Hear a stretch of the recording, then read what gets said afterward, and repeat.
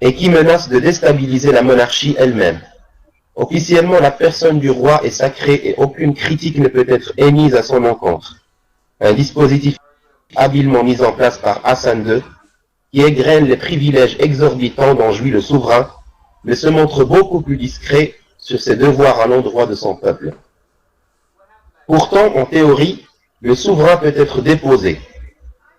Hassan II l'admettait implicitement.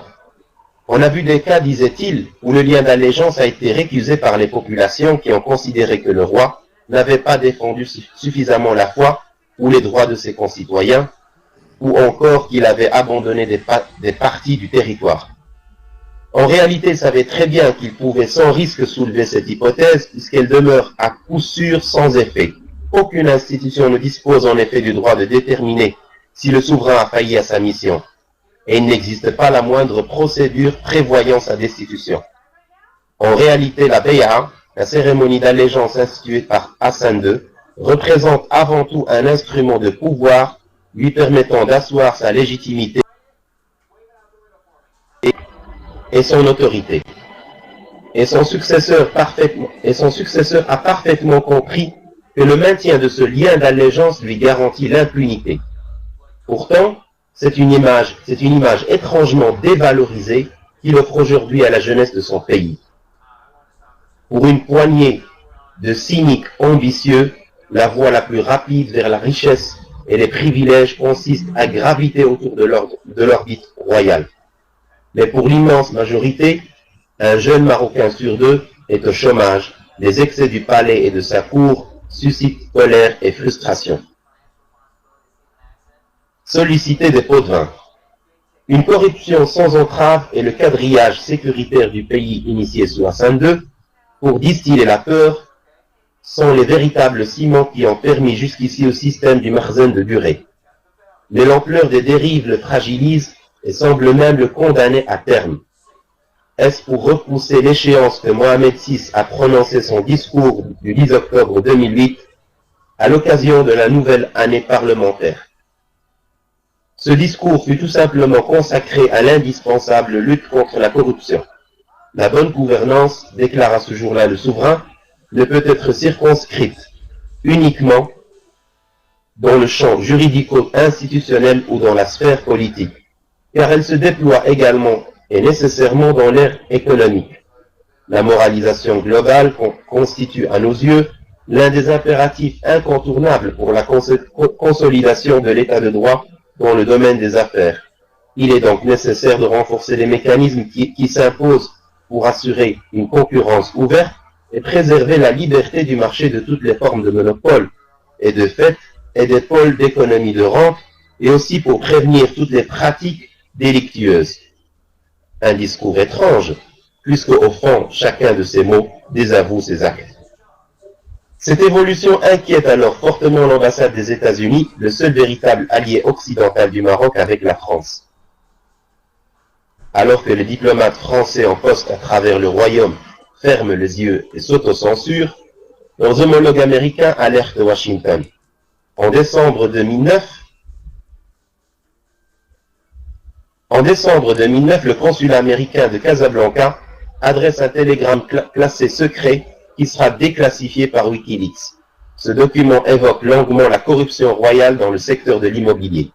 Il souligne que les institutions telles que le holding de la famille royale, l'ONA, qui maintenant gère beaucoup de développements importants, font régulièrement pression sur les promoteurs pour qu'ils accordent des droits préférentiels à l'ONA. Il ajoute ensuite que les principales institutions et procédures de l'État marocain sont utilisées par le palais pour exercer des pressions et solliciter des pots de vin dans le secteur immobilier. Selon les informateurs cités par le consulat, les principales décisions en matière d'investissement sont en réalité prises par 3 hommes dans le royaume. Fouad al-Himma, l'ancien ministre délégué à l'Intérieur, qui dirigeait à l'époque le parti de l'authenticité et de la modernité PAM, Mounir Majidi à la tête du secrétariat privé du roi et le roi lui-même. Avoir une discussion avec quelqu'un d'autre est une perte de temps. Contrairement à la croyance populaire, la corruption dans le secteur immobilier durant le règne de Mohamed VI est devenue plus et non pas moins sournoise. Le télégramme diplomatique évoque également l'influence et l'intérêt commercial du roi et de certains de ses conseillers dans pratiquement chaque projet immobilier d'importance. Un ancien ambassadeur américain au Maroc, qui est resté étroitement lié au palais, s'est plaint aux diplomates de son pays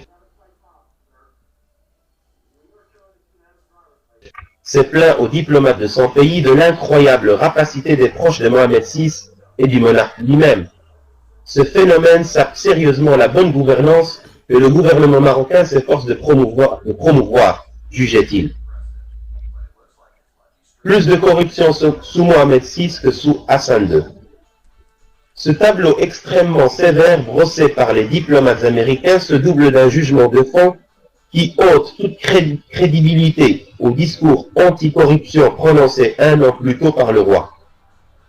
Alors écrivent-ils que des pratiques de corruption existaient durant le règne d'Hassan II, elles sont devenues beaucoup plus institutionnalisées sous Mohamed VI.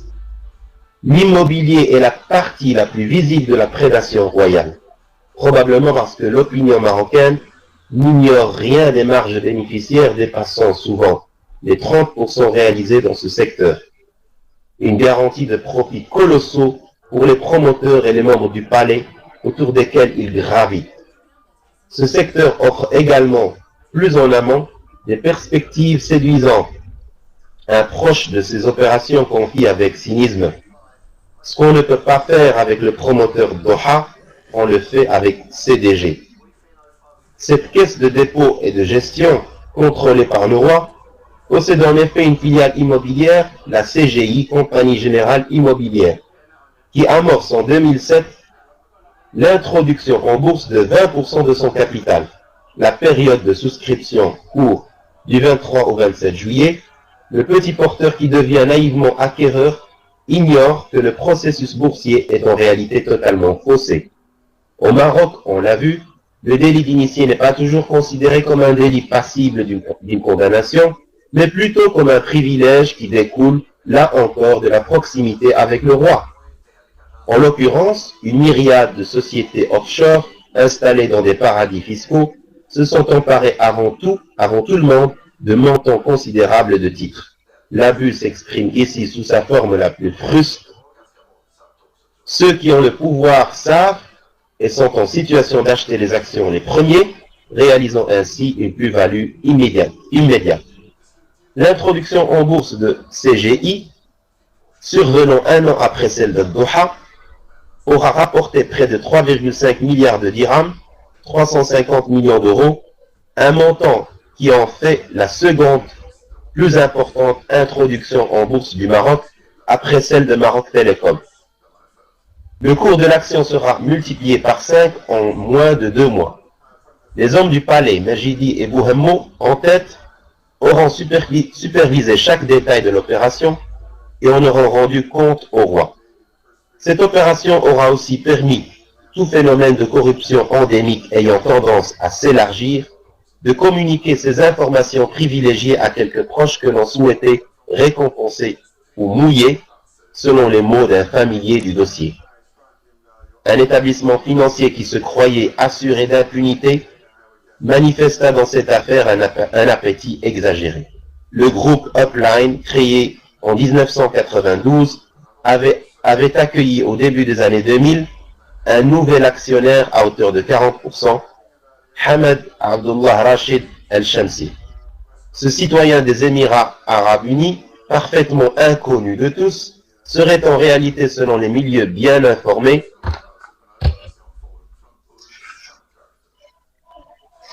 le prête-nom et le porteur des parts d'un membre de la famille royale. Lors de l'introduction en bourse de la CGI, les responsables d'Upline utilisèrent des fonds déposés par certains clients pour honorer les souscriptions de plusieurs entités domiciliées dans un paradis fiscal et appartenant à un Anglais. Ce dernier s'engageait à revendre les actions avec une plus-value dont le montant avait été fixé à l'avance. L'opération aurait rapporté jusqu'à 240 millions de dirhams, 24 millions d'euros à Upline, mais attira l'attention du CDVM, le gendarme du marché, un organisme pourtant réputé pour son extrême tolérance face à ce type d'excès. Upline fut néanmoins condamné à une amende de 10 millions de dirhams, 1 million d'euros, ce qui provoqua, semble-t-il, la colère de ce parent du roi. Celui-ci redoutait sans doute d'être mis en cause et décida de se désengager. De fait, une porte de sortie royale lui fut offerte avec le rachat d'Upline par une banque publique, la Banque Centrale Populaire BCP. Au terme du protocole d'accord signé entre les deux parties, le groupe Upline fut valorisé à hauteur de 750 millions de dirhams, l'accord prévoyant que la première phase de rapprochement entre les deux établissements consisterait dans le rachat des 40% appartenant au pseudo-actionnaire émirati, possiblement porteur des actions du parent du roi. Un rapport de l'OCDE, rendu public en juin 2011 à Rabat, en présence du ministre marocain des Affaires économiques, dresse un bilan sévère des défaillances du royaume en matière de gouvernance économique. Il insiste notamment sur la corruption et le manque de transparence, ainsi que sur les nombreuses carences du système judiciaire. Il confirme surtout une évolution inquiétante. La bonne gouvernance politique progresse lentement, tandis que la gouvernance économique régresse rapidement sous les coups de boutoir du palais. Une fortune royale opaque. Les rapports entre le roi, son frère et ses sœurs ne sont pas vraiment sereins. Moulay Rachid vit souvent à l'étranger. Deux de ses sœurs séjourneraient fréquemment à Paris. Très aimable et attentionné, le prince héritier s'est mué au roi ombrageux, peu disposé à composer, plus même avec sa famille. Si l'on en croit son cousin, le prince Moulay Hicham, avec qui il est en froid, Mohamed VI a été tellement écrasé, maltraité par son père, qu'il en rajoute dans le respect et l'exercice de ses prérogatives. Sa prétention à l'emprise totale sur l'économie relève, selon lui, de cette logique. Un désir de revanche qui serait à l'origine d'une crise majeure. Dans un système où tout ce qui a trait à la famille régnante est soigneusement occulté, il s'agit du secret le mieux gardé. 12 ans après sa mort, l'héritage d'Hassan II serait encore partiellement confisqué par Mohamed VI.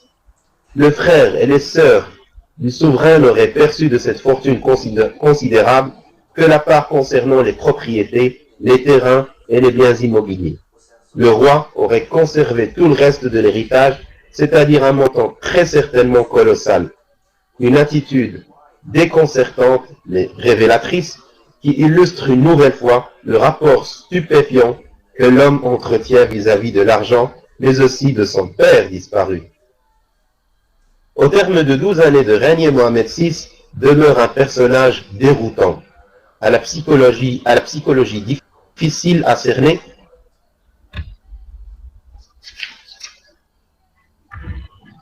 et qui semble se repaître de la domination sans partage qu'il exerce sur les autres membres de sa famille. Ainsi, sur une plage au nord du pays, lorsqu'un beau jour il croise le prince Moulay Hicham, auquel il ne parle plus depuis 10 ans, il lui adresse un bras d'honneur. On dit aussi que le gouverneur de la Banque Centrale du Maroc aurait entrepris toutes sortes de démarches pour que la sœur du roi, la princesse Lalla Mariam, puisse obtenir en France une couverture médicale. Le responsable de la Banque Centrale l'aurait justifié par les difficultés, toutes relatives sans doute, que la princesse rencontrerait. Pendant ce temps, le roi assouvit ses caprices. Il collectionne les voitures de luxe, mais aussi les tableaux. C'est évidemment l'incontournable Mounir Najidi qui coordonne les achats auprès de toutes les grandes galeries du monde entier. L'homme chargé des acquisitions s'appelle Hassan Mansouri. Il est le protégé de Hassan Bouhammo. Et fut l'un des fondateurs de Klein ainsi que du magazine d'opposition, le journal hebdomadaire. Placé à la tête de Primarios, la société royale qui meuble et décore les palais royaux en les facturant à l'État marocain, il satisfait avec discrétion les goûts de son souverain. Mohamed VI manifeste une curieuse attirance pour un peintre dont l'univers est pourtant aux antipodes du sien, Marc Chagall. Ces toiles au style naïf décrivent souvent, on le sait, la vie quotidienne dans les petites communautés juives de Russie, où il naquit à la fin du XIXe siècle. Chagall exerce une véritable fascination sur le roi du Maroc. La fortune privée du roi est entourée d'une telle opacité que toutes les supputations sont possibles. Dans les années 1990, l'opposant Moumen Diouri évaluait à 10 milliards de francs les sommes détenues dans une vingtaine de banques en Suisse, en France et aux États-Unis. En janvier 2000, juste après l'arrivée de Mohamed VI sur le trône, Cheikh Yassine, le dirigeant islamiste du mouvement Justice et Spiritualité, exhortait le nouveau roi à racheter et dépasser les crimes de son père en rapatriant la fortune amassée par Hassan II pour alléger la dette extérieure du pays. Le souverain fit interdire la publication de la lettre du vieux chef islamiste. Tu veux encore des pattes, Majesté? Nombreux sont les acteurs politiques qui ont écrit sur la solitude du pouvoir, et Hassan II confiait volontiers qu'un roi n'a pas d'amis. En tout cas, il ne manque pas de courtisans autour de lui. Et il est intéressant d'observer que le souverain marocain évolue aujourd'hui entre deux cercles qui ne communiquent guère l'un avec l'autre. Le premier est composé de ses anciens condisciples au collège royal transformé, on l'a vu, en ses plus proches collaborateurs, de ses compagnons de fête aussi. Le roi rencontre rarement les membres du gouvernement, mais presque tous les jours, cette poignée d'hommes, il lui doit tout. Ils exécutent ses ordres, satisfont ses caprices, essuient ses colères et ses injures. Courbés, humiliés parfois devant témoins, ils ont abdiqué toute dignité en échange d'appréciables contreparties matérielles. Tyrannisés par le roi, ils deviennent à leur tour les tyrans de ceux qui dépendent d'eux. La proximité avec le roi au sein du palais ne suffit pas pour appartenir au premier cercle, celui des privilégiés qui entourent le souverain. Quelques-uns de ses cousins et autres convives aux trajectoires surprenantes en sont. C'est notamment le cas d'Abdelmoula Ratib, un ancien marchand ambulant sur les marchés parisiens et de province.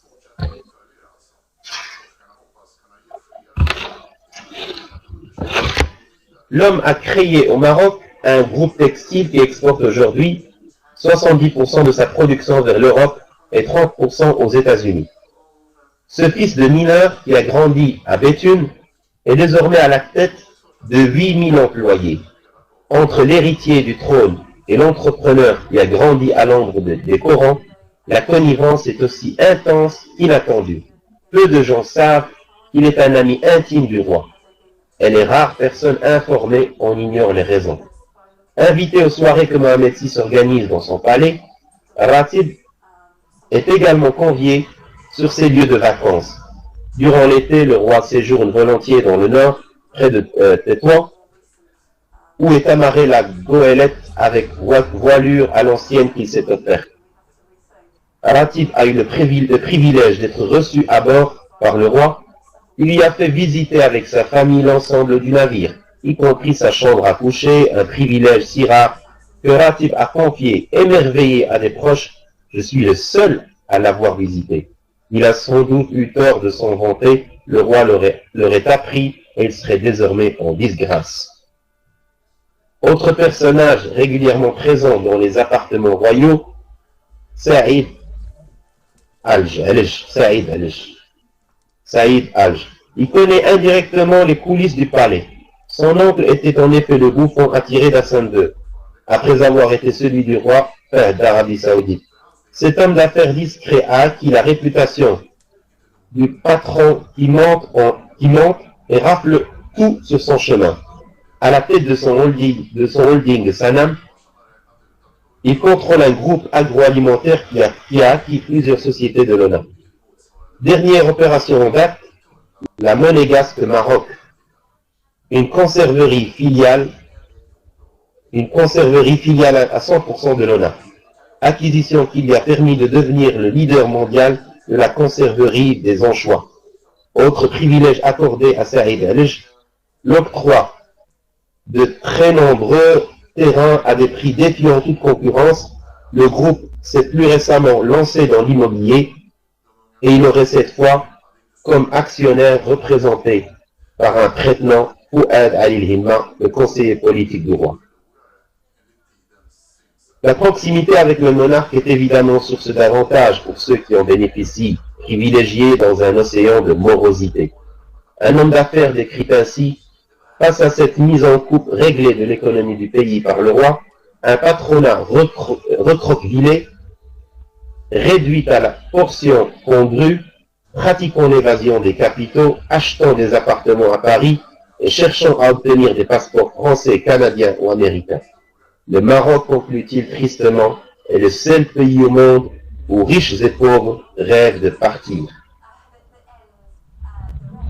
L'homme d'affaires Saïd Alej, passionné de cinéma, a installé à Ouarzazate des studios, ce qui lui valut d'être décoré par le roi en 2005. Le monde du spectacle et du showbiz fascine manifestement le souverain marocain, qui est allé dîner en une occasion au moins au domicile parisien de Johnny Hallyday, l'une de ses idoles, vêtue d'un jean et de Santiago. Un convive présent dresse un tableau cocasse de cette rencontre entre le rocker français et le roi du Maroc. Au milieu du dîner, Johnny s'est adressé au roi en lui disant: « C'est sympa cette soirée, dommage qu'il faille vous appeler Majesté. » Toujours à cheval sur l'étiquette, Mohamed VI lui aurait répondu: « Même ma famille doit me dire Majesté, mais vous, Johnny, vous pouvez me tutoyer. » Quelques minutes plus tard, le chanteur lui aurait demandé: « Tu veux encore des pâtes, Majesté ?»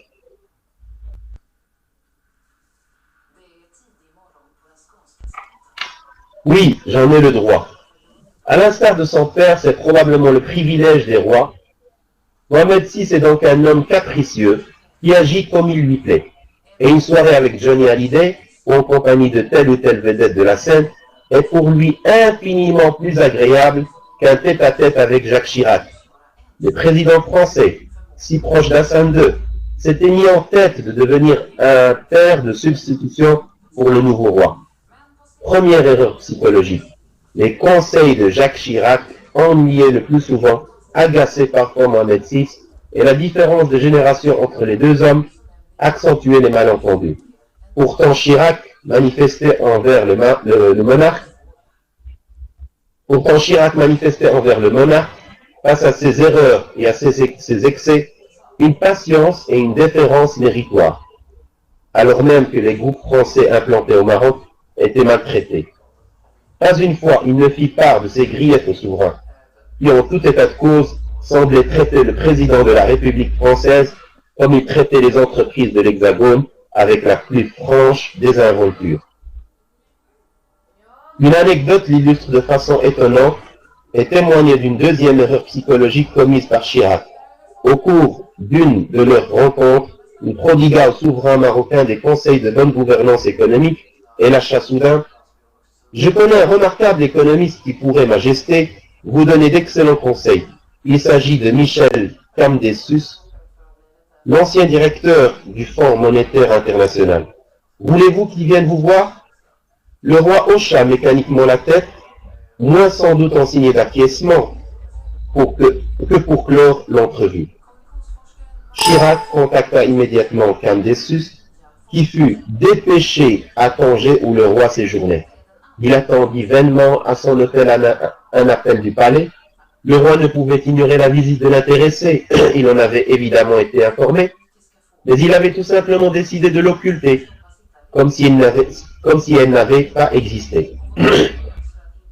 Vexant pour Camdessus et humiliant pour Chirac, l'épisode révèle avec quel souverain dédain il traite toute manifestation d'ingérence, fût-elle mue par de bonnes intentions.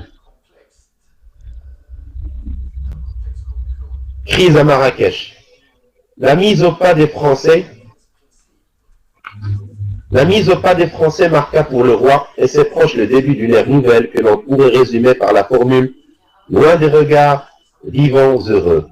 La moindre entorse à ce principe appelait un châtiment exemplaire. Ce fut le cas avec Primarios, cette société appartenant au roi qui meuble et décore les palais, dirigée par Hassan Mansouri, l'homme des tableaux royaux. Elle intenta en mars 2009 un procès au magazine Économie et Entreprise qui avait insinué que Primarios avait surfacturé la rénovation du mobilier de la Mamounia, le palace de Marrakech. Un hôtel dont le principal actionnaire est l'ONCF, l'Office national des chemins de fer, mais qui a longtemps été le haut lieu officieux de la diplomatie marocaine. La liste des personnalités françaises, politiques et journalistes de tous bords qui ont séjourné dans ce palace à l'invitation du palais est si longue qu'on n'en finirait pas de l'égrener. Un cadre luxueux et exotique, en tout cas un endroit bien fait pour corrompre en douceur, si l'on en croit les mauvaises langues. Quoi qu'il en soit, Hassan II et Mohamed VI ont toujours surveillé de très près la bonne marche de l'établissement, y compris son aménagement intérieur.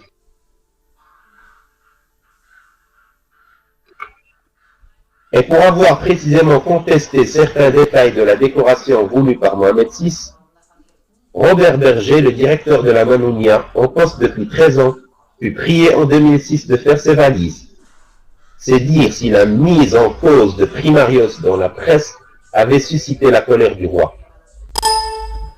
Comme chacun sait que la justice marocaine est en tout point exemplaire et indépendante, le procès se solda par des dommages et intérêts de 5,9 millions de dirhams infligés au journal. Une somme exorbitante que la société éditrice en question est évidemment incapable de payer et qui pourrait bien la contraindre à fermer. Quelques mots encore à propos de Marrakech. Les hôtels de cette ville, du moins ceux qu'il contrôle, sont une source de contrariété pour Mohamed VI. En plus de la malheureuse affaire de la Mamounia, le Royal Mansour qui lui appartient a récemment été balayé par un vent de panique.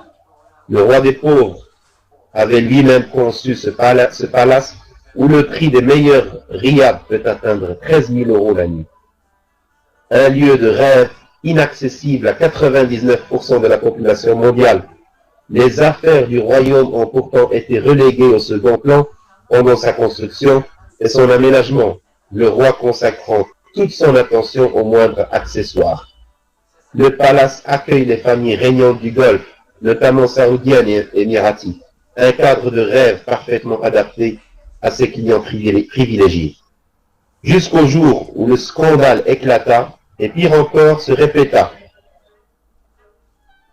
Des princes stupéfaits découvrirent qu'ils avaient été délestés d'importantes sommes d'argent et de bijoux de grand prix, tous dérobés dans leurs appartements.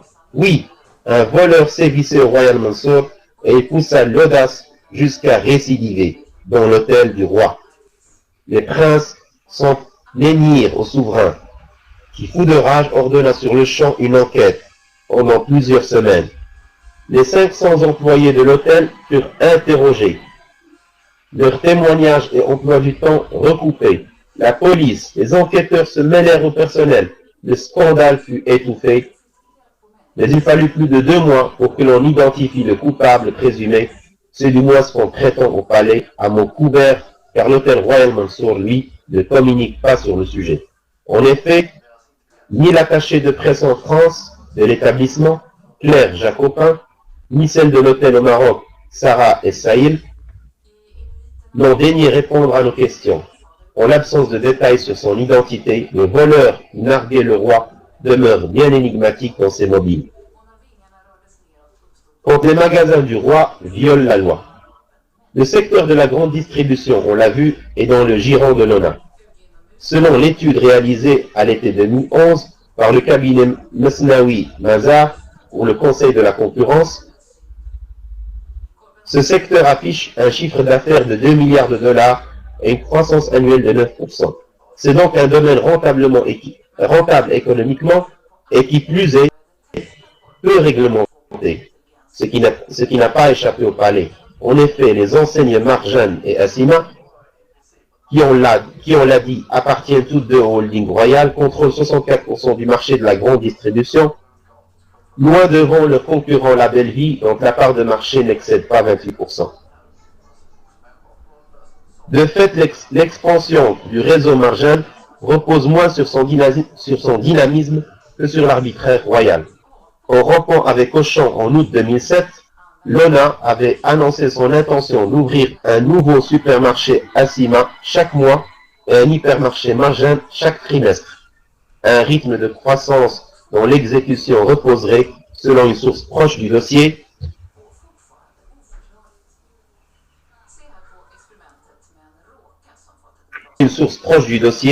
sur une chaîne d'ordre très simple. À coup de terrain cédé dans des conditions avantageuses par l'État, certaines mauvaises langues diraient plutôt volé à l'État que le groupe connaît une croissance qui prend également quelques libertés avec les principes de l'islam. Ces magasins vendent en effet de l'alcool, ce qui contrevient à la loi en vigueur dans le pays, et ces ventes de vins et spiritueux représenteraient environ le tiers du chiffre d'affaires des enseignes royales. Généreuses avec le groupe appartenant au souverain, les autorités marocaines se montrent nettement plus pointilleuses avec ses concurrents.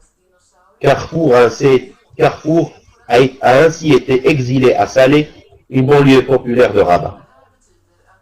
En mars 2010, Mohamed VI effectue une visite officielle au Gabon pour rencontrer son grand ami, le président Ali Bongo. Les liens entre les deux chefs d'État, étroits et amicaux, remontent au règne d'Hassan II. Omar Bongo, autre grand prédateur devant l'Éternel, avait réussi l'exploit, après plus de 40 années passées au pouvoir, de laisser un Eldorado pétrolier aussi peu peuplé que le Gabon dans un état de sous-développement incroyable. L'argent du pétrole, les multiples propriétés qu'il avait acquises à travers le monde, n'empêchaient pas le dirigeant africain d'être littéralement fasciné par la posture royale d'Hassan II, le luxe et l'apparat dans lesquels évoluait le souverain marocain. Il séjournait fréquemment dans le royaume pour rencontrer ce roi qui, de son côté, semblait le traiter comme un cousin de province. Libérés de la tutelle d'un père écrasant, les héritiers du trône marocain et de la petite République du Congo s'entendirent pour mener à bien ce qui les intéressait le plus, les affaires. Les mines d'or royales assoiffent les populations. En mai 2010, 2 mois après la visite du roi, une convention fut signée par l'État gabonais avec Managem, le groupe minier marocain, autorisant ce dernier à exploiter la mine d'or de Bakoudou. Managem est une filiale de l'ONA, ce qui explique le traitement privilégié dont elle bénéficie au Gabon. La mine de Bakoudou comporte des réserves d'1,7 tonnes d'or, et l'extraction qui a débuté en juillet 2011 génère une production annuelle de 500 000 tonnes de minerais. Selon un communiqué officiel, ce projet s'inscrit pleinement dans le pilier Gabon industriel sur lequel s'appuie le président Ali Bongo pour développer son projet de société, le Gabon émergent. Depuis plus de 40 ans, l'émergence économique du pauvre Gabon, pillé par ses dirigeants, est pourtant bien compromise. En revanche, le Maroc y enchaîne les projets. L'exploitation par Managem d'une autre mine d'or à Ekeli est prévue et l'OCP, Office chérifien des phosphates, prévoit d'exploiter bientôt les ressources gabonaises. Pour comprendre l'essor actuel de Managem, il faut se pencher sur son cœur de métier qui fut pendant des décennies l'exploitation de mines au Maroc et leur accaparement par le pouvoir royal. Cette activité minière naguère, c'est le moins que l'on puisse dire, contribue à favoriser le développement du pays. La mine la plus importante exploitée par Managem au Maroc est celle d'Aka, située à 280 km au sud d'Agadir. Elle est en activité depuis 2001, mais son adjudication au profit de Managem remonte à 1996. Son exploitation a bénéficié d'une aide de la France, ce qui est tout à fait scandaleux. Voici pourquoi. Officiellement, la mine a permis de désenclaver la région en créant un réseau de routes, d'électricité, d'eau, de télécommunications. Officieusement, La réalité est beaucoup plus sombre. Pour extraire la poudre d'or, il faut des centaines de tonnes d'eau. Managim mobilise pour y parvenir de nombreux puits de plus de 1000 mètres de profondeur, réduisant considérablement du même coup la nappe d'eau disponible. Les conséquences sont dramatiques. Le désert gagne du terrain. Dans l'indifférence générale, les habitants manifestent régulièrement devant les locaux de Managim et réclament de l'eau à boire, la sauvegarde de leurs cheptels et de leurs oasis. Étrangement, cette zone déshéritée n'a jamais eu droit à la moindre visite du roi. La plupart de ces mines appartenaient autrefois à la SMI, la société publique privatisée en 1996. Bien entendu, Managim s'est porté acquéreur. Mais coïncidence curieuse, la super-exploitation de ces sites n'a commencé qu'au début des années 2000 avec l'arrivée au pouvoir de Mohamed VI et de son équipe. Sur le site d'Imiter, près de Timrir, cette surexploitation outrageuse a provoqué en septembre 2011 des manifestations. Les mineurs, en signe de protestation, ont fermé la vanne d'alimentation en eau de l'usine. Cette eau qui est littéralement confisquée aux habitants de la région. L'an dernier, Managim a présenté un chiffre d'affaires en hausse de 654 millions de dirhams. Appelez immédiatement les Bouygues. Appelez immédiatement les Bouygues. La terre est au Maroc le symbole du pouvoir. Dans ce pays profondément agricole, elle est la valeur ultime et c'est par elle que s'exprime le mieux l'arbitraire et la toute-puissance du roi, mais aussi sa générosité. Il est celui qui accapare, confisque, mais également distribue pour récompenser ou s'attacher une fidélité. La terre est, pour le roi, à la fois un moyen de gouverner et de montrer qu'il reste au-dessus des lois. Combien même il utilise comme levier des organismes publics. En 2008, un litige opposa CDG Développement, une filiale de la Caisse de dépôt et de gestion, à une riche famille du nord du pays, les Erzini.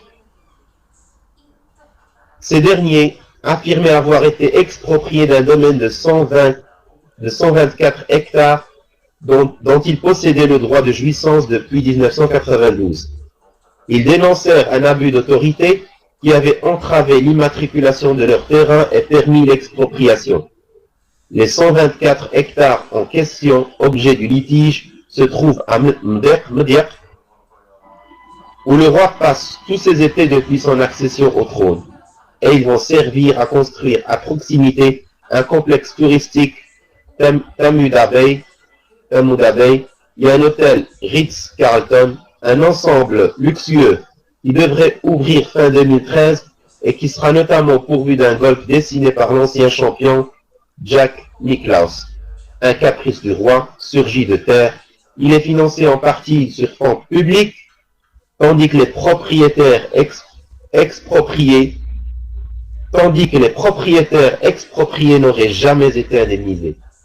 Autre caprice royal, la résidence de Mohamed VI à côté de Mdiaq a été équipée de capteurs qui répandent tout autour un parfum de fleurs d'oranger pour chasser les odeurs indélicates. Ce goût prononcé d'Hassan II, mais surtout de son fils pour l'immobilier et le BTP, a conduit certains critiques du régime à s'aventurer sur un terrain mouvant. L'opposant Moumen Diouri affirmait ainsi que Hassan II possédait 15% du groupe Bouygues et que ce secret était soigneusement caché. Au cours de notre enquête, nous avons cherché une trace plausible.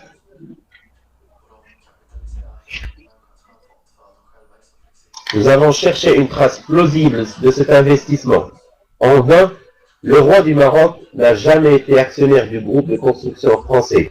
Mais il est vrai qu'en tant que client privilégié, il a pu compter sur le service après-vente des dirigeants du groupe de BTP.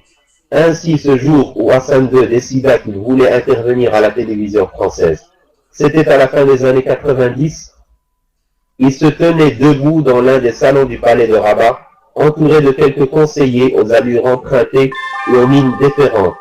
Il se tourna soudain vers son conseiller en communication, André Azoulay, et l'apostropha sur un ton d'impatience. Où puis-je passer? Vous pouvez, Majesté, intervenir à la fin du journal de France 2. Pendant combien de temps? Environ 15 à 20 minutes. Et l'autre opinion, c'est TF1 avec l'émission 7 sur 7. Nous contrariés. Ah, c'est Sinclair. Oui, Majesté. Et l'émission dure combien de temps? 1 heure. Je prends, appelez immédiatement les Bouygues. 15 jours plus tard, l'émission fut programmée en priorité, malgré les réticences d'Anne Sinclair et Martin Bouygues. Patrick Lelay, Étienne Moujot débarquèrent d'un jet privé sur l'aéroport de Rabat pour assister à l'enregistrement de l'émission. Voilà, nous sommes arrivés au chapitre 11, un système devenu fou. Merci pour votre attention.